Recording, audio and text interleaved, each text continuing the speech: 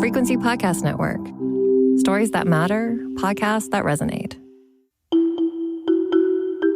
It was a sharp reversal from the U.S. president. Donald Trump now says House Republicans should vote to compel his administration to release the Jeffrey Epstein files, despite his intensive pressure campaign to resist doing just that. Trump's apparent change of heart comes after he was named in newly released emails that are fueling fresh questions about his ties to the convicted sex offender. The tension has even led to a falling out with one of his longtime MAGA allies. Marjorie, traitor Greene. Illustrating how Trump's handling of the Epstein files continues to divide his Republican Party, torn between politically protecting the president and answering their constituents' calls for transparency.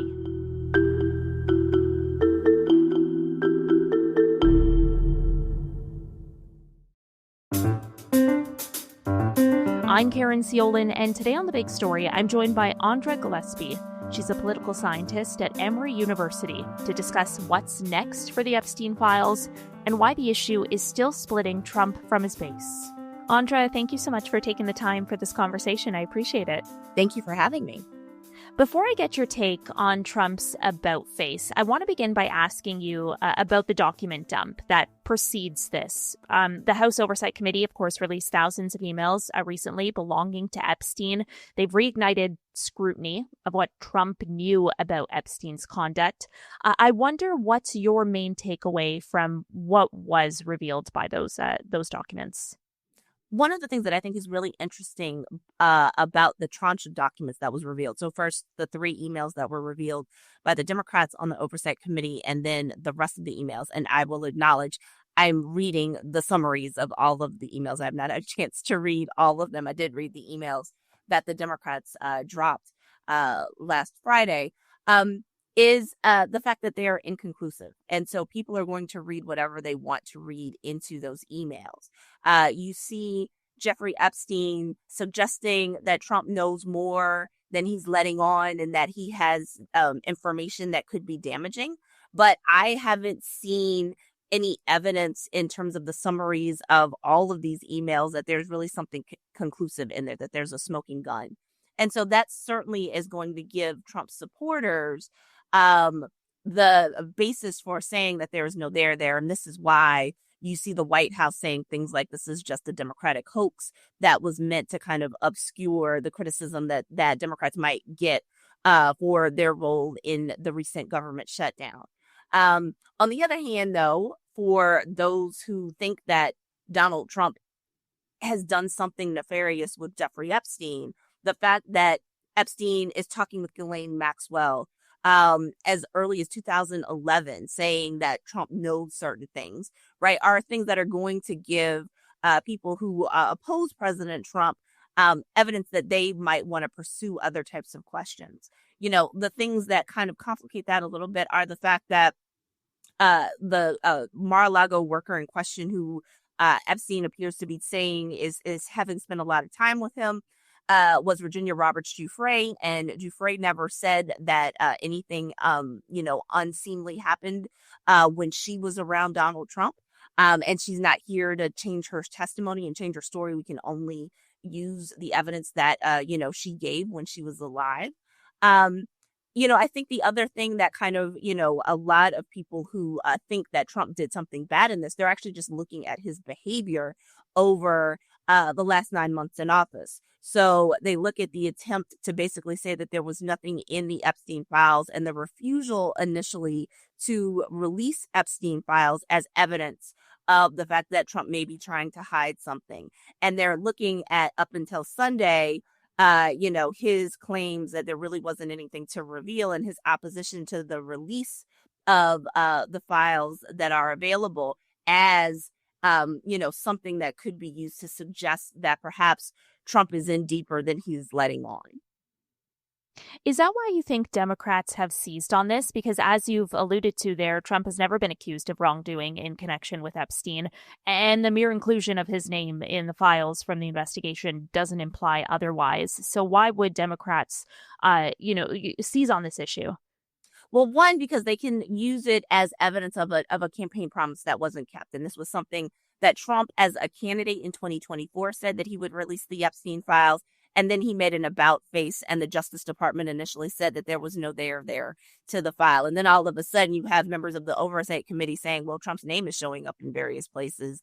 And then you have Trump, saying, well, investigate the Democrats whose names are in the file. So it looks like lawfare from the Republican angle again. And then there's just the basic fact that Trump seemed to be vigorously opposing the release of information in this files despite previous promises. And some people would look at that as evidence of some type of cover up. So people are thinking about some of the adages that sort of, are that we talk about often with respect to the Watergate scandal, that the cover up is worse than the crime. And so they're thinking that all of the movement kind of around trying to prevent the release of these documents and the release of these emails suggests that there is, in fact, something to hide. But the truth of the matter is that based on what we've seen so far, there is no smoking gun to do the things that I think some opponents of President Trump might want to do, which is to find something that would conclusively say that he did something untoward while he was in the company of Jeffrey Epstein. I want to ask you about Trump's reversal on his stance this weekend. He's now backing the release of the Epstein files. Of course, the broader context is he was faced with the possibility of significant GOP support for the measure. Is this simply an acknowledgement from the president that that measure now has enough votes to pass the House, or is this something deeper? Is this Trump backtracking because of opposition within his own party? Well, it's really interesting. Trump doesn't acknowledge that he's backtracking when he does backtrack. And I think there are a number of reasons that could explain this particular about face. So first, there is just the strategic recognition that this discharge petition is going to pass the House of Representatives.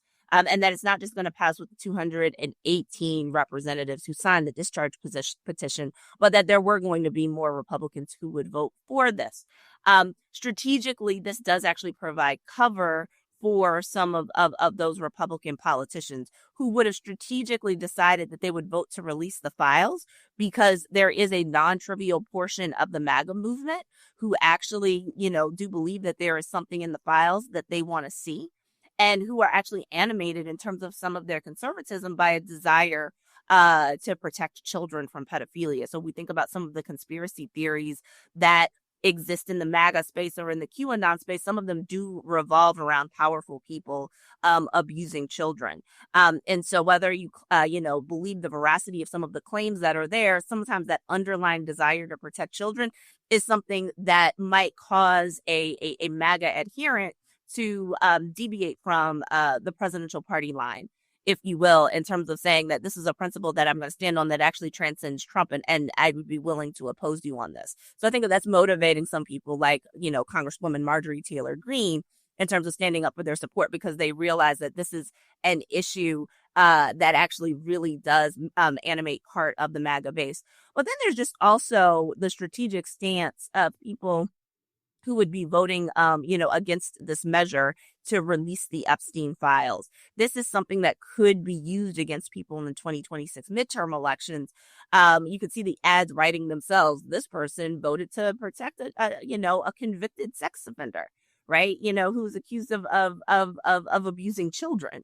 And so nobody wants to be established with that, which is why we think some of the Republican members of Congress who might not have signed the discharge petition might actually be willing to vote for the measure. So by providing support, President Trump is in some ways trying to get ahead of the story, which is not unusual. It's not unusual to see President Trump, for instance, endorse candidates who look like they're getting ready to win anyway, and then take credit for their victory. So this is one way of being able to get ahead of a story. And also one where Republican politicians would have a very legitimate reason for trying, for voting for something so that it can't be used against them. Some people are actually also arguing that, what we have to see after this is, one, what happens in the Senate, whether or not this vote actually passes the Senate. And if it passes the Senate, whether or not President Trump would actually sign it into law, whether or not he would veto it. If he were to veto it, it would likely be because it didn't hit a 2/3 majority threshold in both chambers, which would be what you would need in order to override a veto. But in terms of thinking about standing in the way, there are also people who are arguing that even if he were to kind of step out of the way and say that he supported the release of the Epstein um, files, that there would be an instance where he could claim that they can't be released right now because they're part of an ongoing investigation, since he has asked Attorney General Pam Bondi to, investigate some of the people who are named in the files. So I think that there is a lot of chess, if you will, going on in terms of people making certain types of strategic moves to try to back the other side into a corner. And President Trump might be playing along with those particular, strategies at this point. At least as far as the Democrats are concerned, I think they are trying to exploit what up until yesterday was Sunday was President Trump's cagey behavior.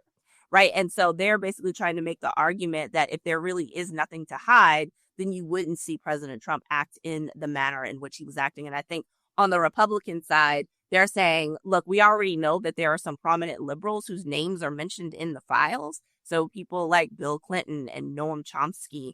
And so, I think the question is, is everybody going to stand down because there might be some mutually assured destruction if it turns out that you can actually name names and attach prominent liberals and conservatives to very unseemly and, very illegal behavior. I want to pick up on all of that. But first, I want to go back to your point about Representative Marjorie Taylor Greene, because she's far from the only Republican lawmaker who has been pushing to release the files. So why do you think Trump split with Greene, but not necessarily the others? He had already threatened to primary Congressman Thomas Massie, who is the co-sponsor of the discharge petition.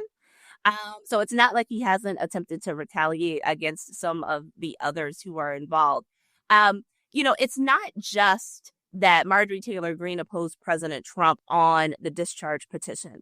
She had been critical of how Republicans had handled the shutdown. She has been, vocally calling for Republicans to address the concerns about the expiration of Obamacare subsidies and just looking for Republicans to do something on healthcare. And she had, been critical of some of the foreign policy actions of the administration, arguing basically that they're not isolationist enough. So she had been making independent moves of President Trump for, some weeks now. And it seems as though that kind of just built up into President Trump saying that he was going to part ways with her because she was going it alone. I think one of the things that's actually really interesting about Marjorie Taylor Greene is people are trying to figure out what her motives are.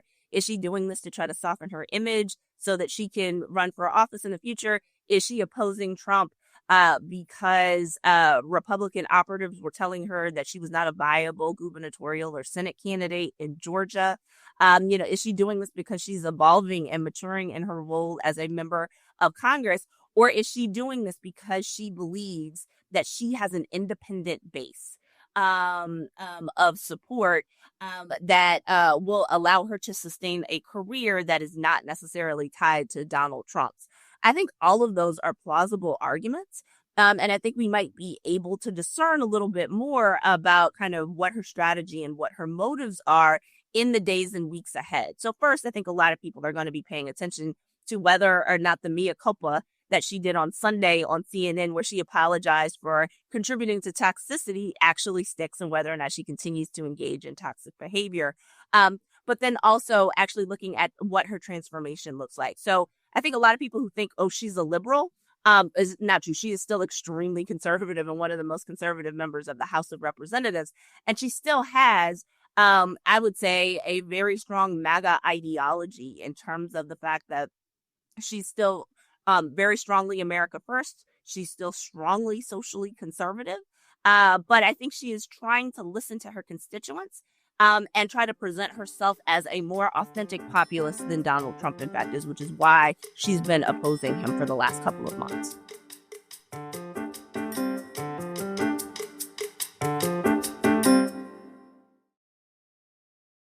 What do you think this more broadly reveals about Trump's inability to control his party? Because you mentioned, too, the Republican co-sponsor of the bill to release the files, Thomas Massie. He framed it like really starkly this weekend. He said Republicans, have to choose between basically the political protection of their president or the expectations of their constituents.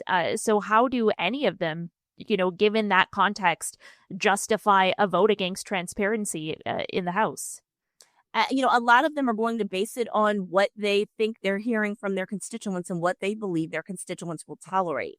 So I think people like Massie and Greene feel that they have some cover because they are couching their advocacy for the release of these files on the basis of the fact that this is what their constituents are asking of them, right? And so they already know that there are, a non-trivial number of Republicans who want to release the file.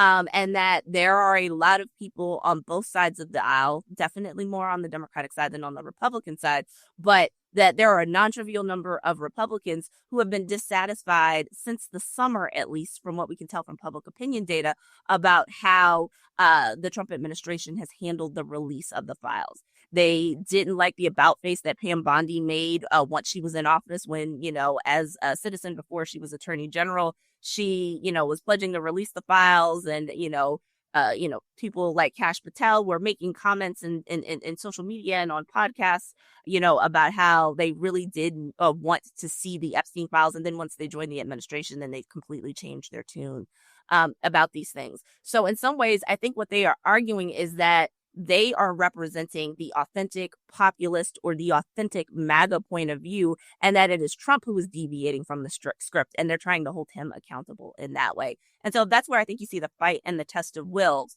And I think an important thing to also kind of keep in mind here is that while we see these fractures here, we don't know yet, and it's going to take some time to determine whether or not this is the beginning of the end of the MAGA movement. And one of the things that I would say is that it's really premature to say that like this is the beginning of the end. We need a lot more evidence before we can say that. And given the fact that Donald Trump has sustained many controversies, I think you would have to assume that there may be a way to try to figure out how to protect him from this controversy as well. I think we have to see how he continues to operate and whether or not you see more Republicans who are emboldened to stand up to him.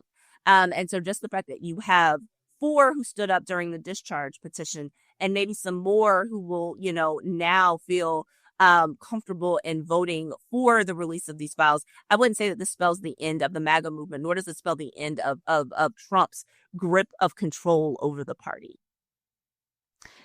But Trump, even though he's now calling for the release of the files, like if he really wanted them out, at the end of the day, he controls the Justice Department. He could release them, without Congress. So doesn't he still risk some sort of paying some sort of political price here?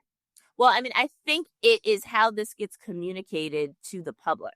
And so what you're parsing out here assumes that everybody knows what the process is and that they're necessarily paying attention. So I think the big question is, will people be satisfied? Let's just say that Trump says, I support the release of these files, but because there is an active Justice Department investigation, we cannot release these files. I think the question is, does the MAGA movement accept that?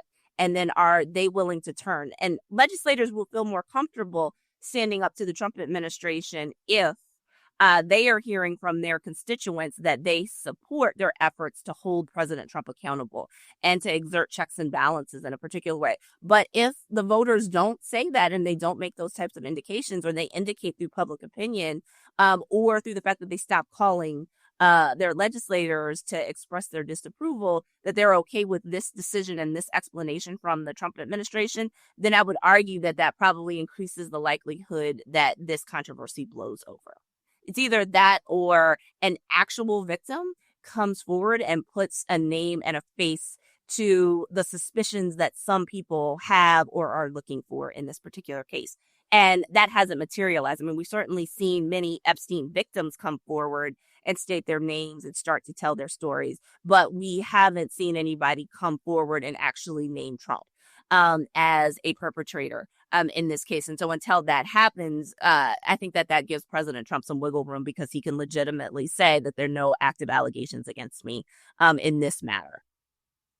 So as you've mentioned already, obviously, Trump has ordered an investigation into Epstein's ties to Democrats. So that, essentially means the documents can't be released regardless of the vote. But even if it does pass the House, as you mentioned earlier, again, it faces longer odds in the Senate. Or as a last resort, Trump can, always make a justification for a veto. So what is next for these files? Like, does it just die in the House at this point?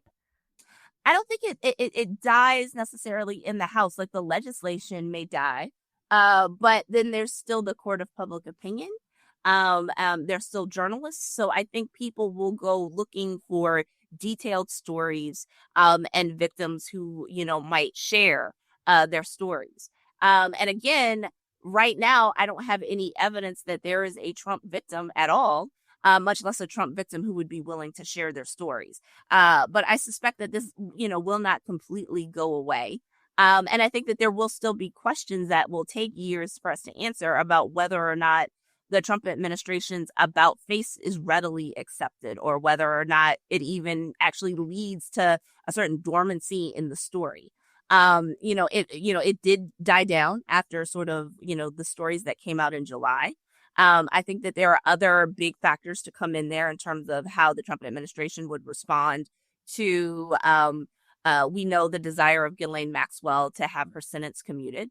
So I think that there are lots of kind of moving parts of this story where an action could, one, reignite the story, set it higher on the news agenda than perhaps it has been at other points this year. And those usually kind of resuscitate those particular debates. So I think we have to wait and see what will happen. What I suspect, and I'm just making, a prediction is that even if the story dies down in the next week or two, there's a chance that it could be revived, that there could be some new elements, some new information that comes out that revives the story again. I know this is kind of a speculative question, but do you see this at all swaying public opinion about how Trump has handled the Epstein files? I think that if you look at this summer when, allegations came out, about the possibility that Donald Trump's friendship with Jeffrey Epstein kind of lasted longer than perhaps he had intimated, right? I think you saw a reaction, but I think you also have to keep in mind, one, the fact that the story died down. And if we look at public opinion during the period, from a statistical standpoint, it's not necessarily changing, to the extent that perhaps some detractors would have wanted it to. And that's compounded by the fact that there are confounding variables about if you see a decline in job approval for President Trump, is it because of Jeffrey Epstein? Is it because of tariffs? Is it because of immigration or other issues? There are lots of things that are happening at the same time. So, I think in general, because of the current polarized political moment in this country, people are already inclined to either believe Trump's side of the story or not, depending on where their partisan perspective is. I think that this story is a little bit unique because there were people who were drawn to the MAGA movement because they believed certain types of conspiracies about Democratic pedophiles. And I think what they're fighting over right now is the narrative of the story.